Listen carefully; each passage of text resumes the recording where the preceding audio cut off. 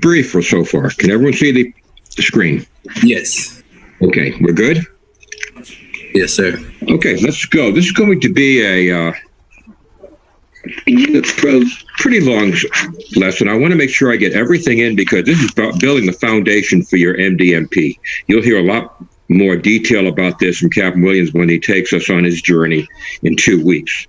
But I think what we want to do is build this foundation, and I'll ask a few questions, but they're rhetorical questions. I want to make sure we get all this in so we can go to the PE this morning on capabilities, which again will drive the foundation of the operational process. Okay, we're starting out. This is what we're going to cover. We're going to cover the fundamentals, a little more detail this morning, the key concepts, activities. We're going to cover the planning portion, the key concepts again, and the planning activities. Again, we're going to cover the key concepts of preparation, execution, and assessment. Okay. The Army's framework for organization and putting command and control into action is the operational process, as you know. The operational process consists of major command and control activities performed during operation, which is the planning, preparation, execution, and continually assessing. Commanders supported by their staffs employ the operational process to understand, visualize, describe their operational elements and end state and the operational approach, and make articulate decisions, direct and lead and assess the military operations. Operational process consists of the nature of the operations, okay? The human endeavors, dynamic, to achieve political purposes. Mission command, empowering decision-making and decentralizing execution, we discussed yesterday. The framework of the operational process is planning, preparation, execution, continually assessing the operation. The principles.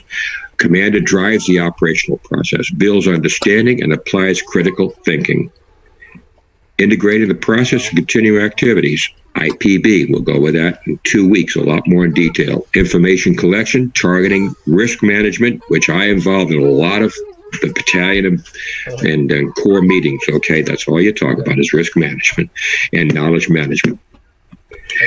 Battle rhythm, facilitate interaction, shares understanding and coordination, and the running estimates. Again, Captain Williams will go through this quite in detail. Facts, assumptions of friendly and enemy capabilities, and silver considerations. Okay. The operation process, while being simple in concept, is dynamic in its execution. Commanders must organize and train their staffs and subordinates as an integrated team to simultaneously plan, prepare, execute, and assess the operations.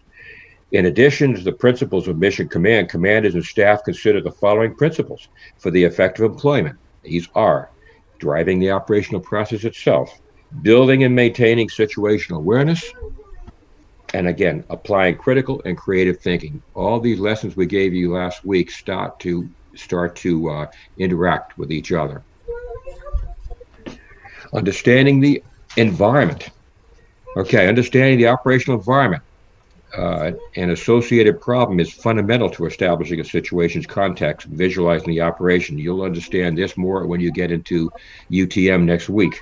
When you start working with your TO&E evaluations, the first thing you look at is the operational environment, whether it is static or whether it is hybrid, where your operation environment is very political. It's very economic, and it does involve a lot of outside agencies. An operational environment is comprised of the conditions, circumstances, and influence that affect the employment of capabilities and bear on the decisions of the commander. You can find that in JP 3-0. An operational environment encompasses the land, maritime, space, and cyberspace domains. The information environment, the electromagnetic spectrum, and other factors, and included with these areas are the enemy, friendly, and neutral actors who are relevant to this spectrum. Next is visualization. Again, it's the second process in the second step in the operational process. Visualizations. Commanders build understanding about their operational environment. They also start to visualize a solution to solving these problems, and they they identify. Collectively, this is known as commander's visualization, the mental process of developing situational understanding, determining a desired end state is the key, and envisioning the operational approach by which all forces will achieve that end. Again, the command is first to seek understanding those conditions that represent the current situation. Next, command is envision the set of desired future conditions that represent that end state. And finally, commanders complete their visualization by conceptualizing the operational approach.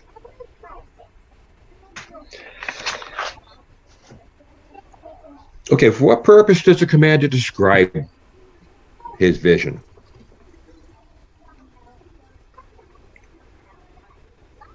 Okay, after the commanders visualize the operation, they have to describe it to their staffs and subordinates to facilitate shared understanding. This means they had to be articulate about their vision so that their staffs can start working on the fundamental areas that he needs information on. What is the commander's intent? The commander's intent is a clear and concise expression of the purpose of the operation and desired military end state that supports that mission. Command provides focus to the staff and helps subordinates and subordinate commanders act to achieve the commander's desired result without further orders. Without further orders, he's empowering them to make their own decisions. And even when operation does not unfold as planned, who develops the intent? The commander.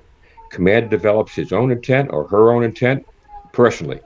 It must be easy to remember and clearly understood by commanders and staff 2 echelons lower in the chain of command. Why do commanders work 2 echelons lower? Why doesn't the brigade commander just work with the battalion commander? Why is he working with anybody? Why do they deal 2 echelons lower? Why is the brigade concerned with the maneuver units? Is it ensure that the brigade commander's intents carried out at the lower levels? Exactly. He's not dealing with battalion. Battalion really only has direct control over his headquarters company and food service and things like this. Basically, he's dealing with maneuver units.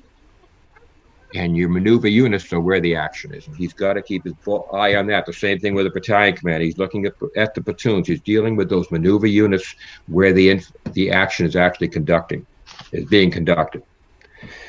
Okay, commander develops also during planning. The initial commander's intent drives the course of action development. You'll see that in a couple of weeks.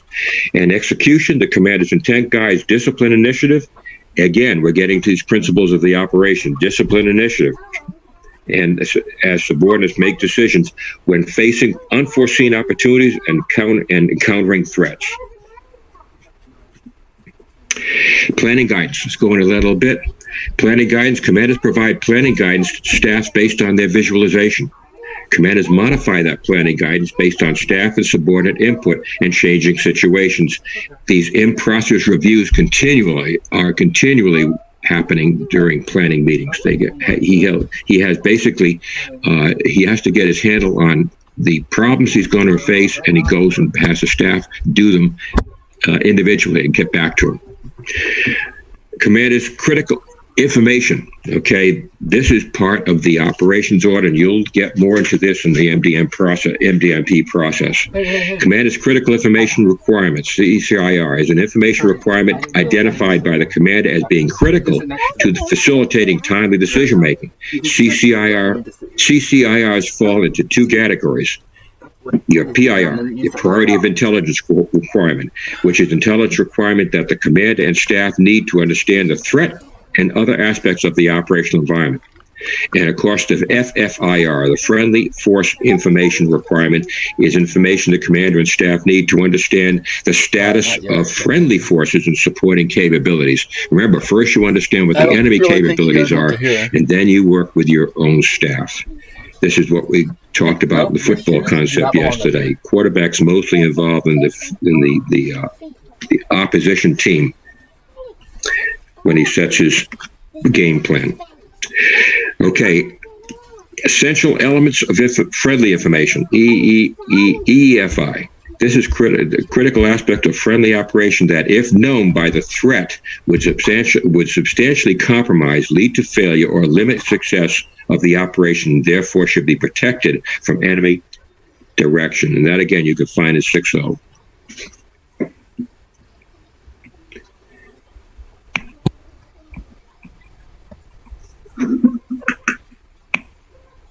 Oh.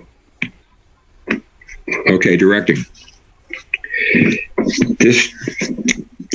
To direct is implicit in command. Command is direct action to achieve results and lead forces to mission accomplishment. Commanders make decisions and direct action based on their situational understanding, maintained by continuous assessment. Throughout the operational process, commanders direct forces by these actions here: preparing and approving plans and orders, establishing command and support relationships, assigning and adjusting tasks, control measures and task organizations, positioning units to maximize combat power, positioning key leaders at critical places and times to ensure supervision, and allocating resources to exploit opportunities and countering threats. And of course, committing the reserves when necessary. Leading the process. Leadership inspires soldiers to accomplish things that they observe they otherwise might not.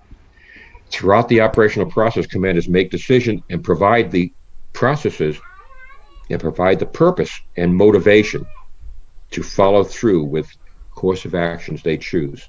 Commanders lead by example through command presence. Establishing command presence makes the commander knowledge and experience available to the subordinates. It allows commanders to evaluate and to provide direct feedback to their subordinates' performance. This is why we went over those attributes so carefully a couple of days ago, last week. Command occurs at the location of the commander. When the commander locates within the AO is an important consideration for effective mission command. Paragraph 5 of the operations order, location of the commander. Everybody must know where the commander is at all times.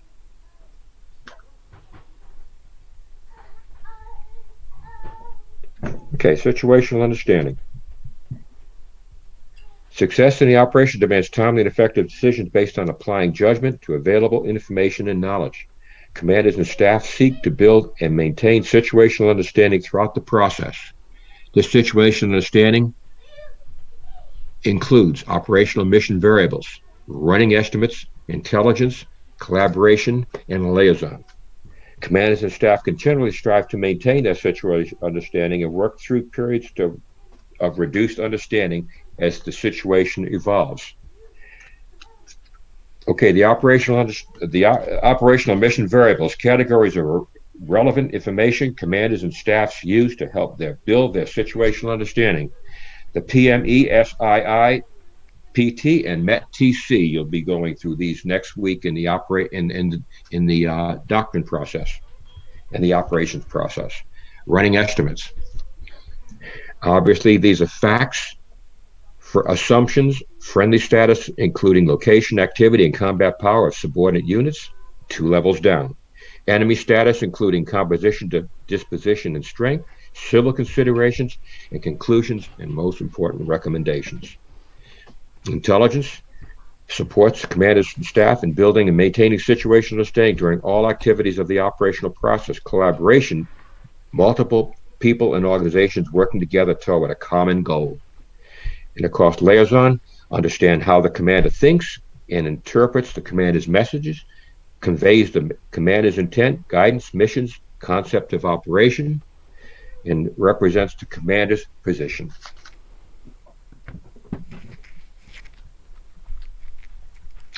Any questions so far? So that were those are fundamentals. The fundamentals of the operational process. You'll get into those a lot more in detail in a couple of weeks. But we had to establish that so that you understand the total process. Okay, Chapter 2. Chapter 2 goes into the planning.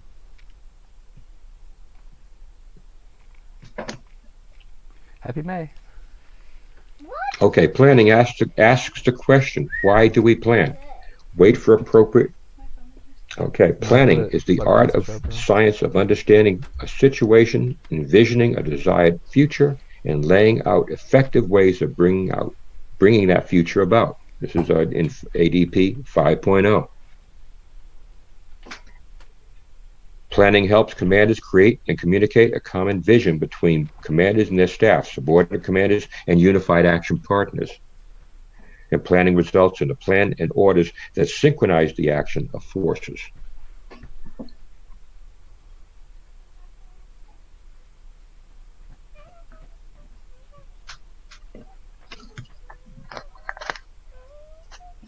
Planning also helps leaders understand situations, develop solutions to problems, direct, coordinate, and synchronize actions, prioritize efforts, and anticipate events. In its simplest form, planning helps leaders determine how to move from the current state of affairs to more desirable future states while identifying potential opportunities and threats along the way. Planning's actions include planning and plans, synchronizing actions of forces in time, space, and purpose.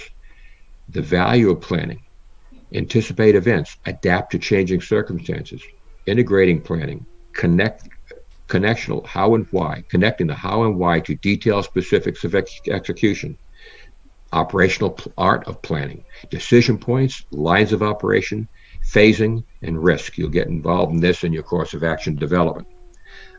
Army planning methodologies: the Army design, MDMP, and TLP. Troop leading procedures and MDMP interact, and they pretty much follow at different levels. Usually a TLP is a company below, and MDMP is used at battalion and higher. But they both follow the same principles. Key components of the plan: mission statement, commander's intent, and concept of operation. Guides to effective planning: contingency versus strategic planning, and planning pitfalls: forecasting too far out, rigid planning, and rigid planning methods don't allow flexibility.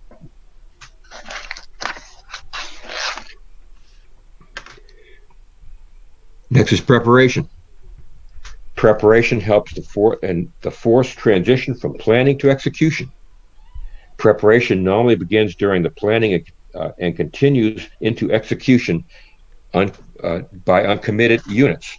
Like the other activities of the operation process, commanders drive preparation activities with a focus on leading and assessing. Okay. In preparation, the functions of preparation include the following: improving the situational understanding.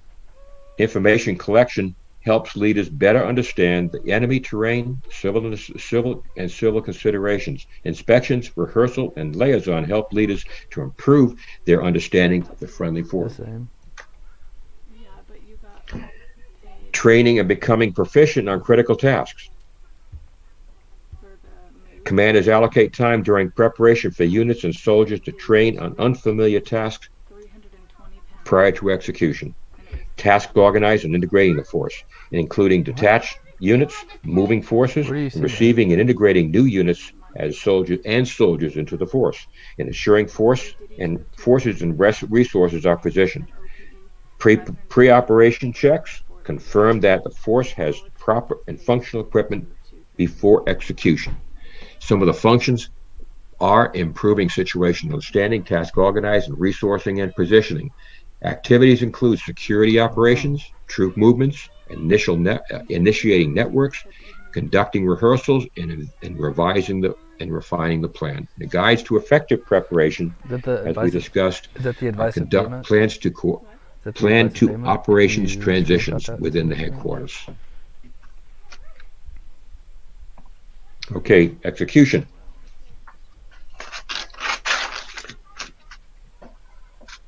Okay, execution is the act of putting a plan into action by applying combat power to accomplish the mission and adjusting operations based on changes in the situation. In execution, commanders and staffs, subordinate commanders focus their efforts on translating decisions into actions. During execution, the situation may change rapidly. After operations, the command envisioned in the plan may bear a little resemblance to the actual events in execution. Subordinate commanders need maximum latitude to take advantage of the situation and meet the higher commander's intent when the original order no longer applies. Effective execution requires leaders trained in independent decision-making, aggressiveness, and risk-taking in an environment of mission command. Mission command, again, fundamentally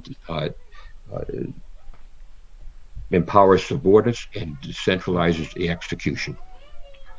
Some of the functions here: fundamentals of execution, translating decision to action, giving maximum latitude to subordinate commanders that we discussed. Responsibilities include, during execution, commanders focus on assessing and leading and visualizing.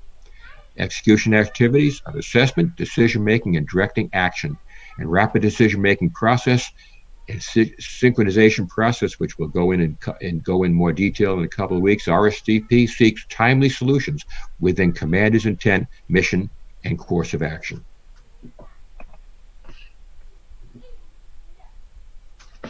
Okay, the fundamentals of assessment. Assessment. This portion of the lesson defines assessment and describes its fundamentals. We describe an assessment process and concludes with guides for effective assessment. Your assessment activities.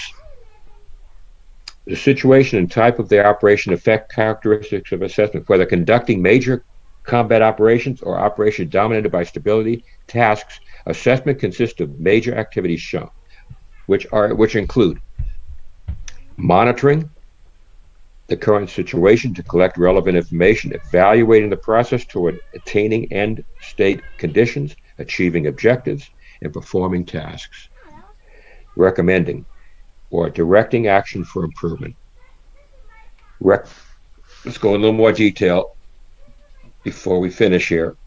Monitoring is continuous observation of those conditions relevant to current operation. CCIRs and associated information requirements focus the staff's monitoring activities and prioritize the unit's efforts. Evaluating. Evaluators use indicators to judge progress toward desired conditions by determining why the current degree of progress exists.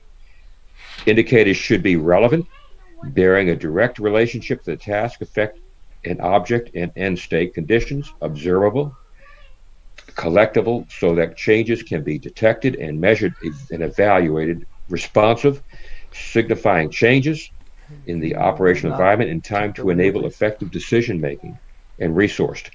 Collection assets and resources are identified and observed and evaluated.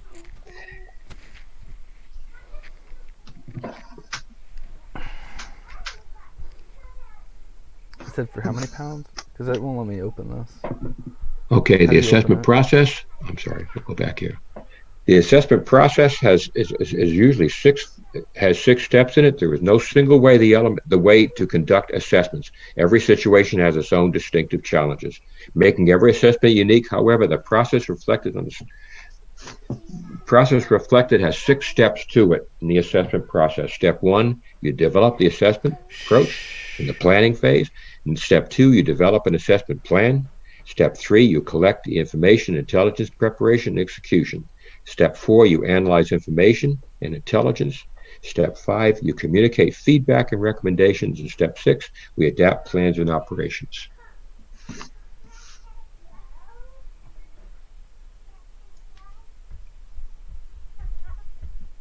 Any questions? So any questions on what we've discussed?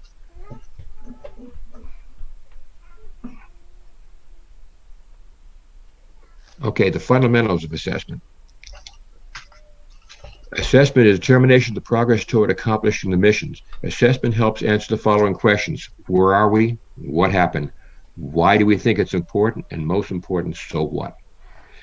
The so what is what we're asking all the time, because that's basically going to identify the problem areas and clarify the mission to everybody, so everyone's understanding where the mission's impact needs correction. Assessment activities. Sorry. As we discussed, monitoring, evaluating, and recommending direction for improvement. I think.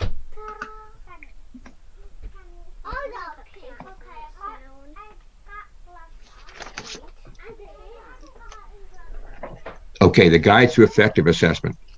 The following guides are aid in affecting the assessment: commander's involvement, integration, incorporating logic to the plan, and caution when establishing cause and effect.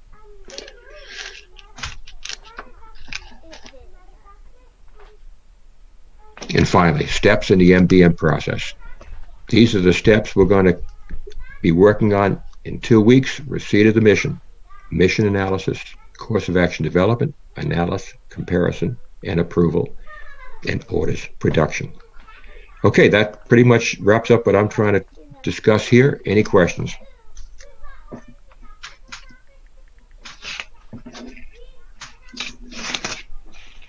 Is there some sort of like wargaming that also goes in MDMP, or is that maybe like a unit thing? No, we'll get into wargaming once the course of action analysis, development analysis is completed. You get into a wargaming. Actually, it's almost like a sand table operation where you're actually getting the units on the ground and you wargame the courses of action that are most likely most relevant, and that's when you make your decision on which course of action you will actually incorporate in the order. So wargaming is going to be involved in once your course of action development is complete and your course of action analysis is complete. It actually works it falls into sort of the course of action comparison. Yep. So number 5, co-comparison. People call that wargaming as well. It's used interchangeably. Okay.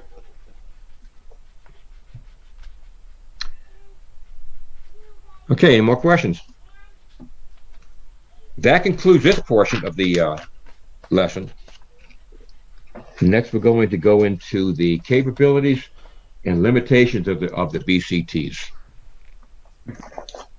All right, so I'll go ahead and share my screen, Mr. Hackett. Sure, I'll get it. And then if everybody can pull up the Google Drive, I'll give you guys a couple